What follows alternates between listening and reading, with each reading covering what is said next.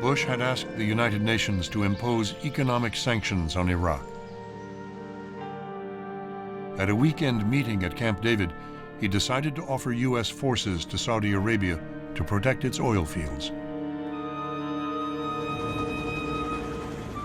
When he returned to Washington, he had made another decision. I watched Dad get out of the helicopter, and there was this smoldering intensity to him. He knew that he needed to kick Saddam out of Kuwait, and I don't think he knew at that point exactly how he was going to do it. But there was this sort of focused, intense demeanor that was very different. This will not stand. This will not stand, this aggression against Kuwait. I've got to go. I have to go to work.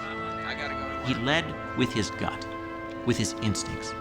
George Bush was a motive, an emotional, an intuitive, instinctive leader. Much more emotional than people thought. I was surprised that he spoke out that quickly, but his mind had been made up that one way or another, the Iraqis had to leave Kuwait. Now, that statement, "this will not stand," doesn't translate into how we're going to make it not stand. Is it going to be sanctions? Is it going to be UN coalition action? Is it going to be unilateral U.S. action? And what exactly is it we're going to do?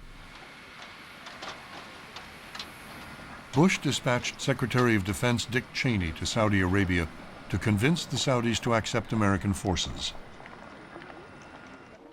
Despite a pointed warning the U.S. forces would desecrate the Muslim Holy Land, the king accepted the U.S. offer. Osama bin Laden, the 33-year-old Islamic radical who issued the warning, was placed under confinement. The operation to protect Saudi Arabia was called Desert Shield.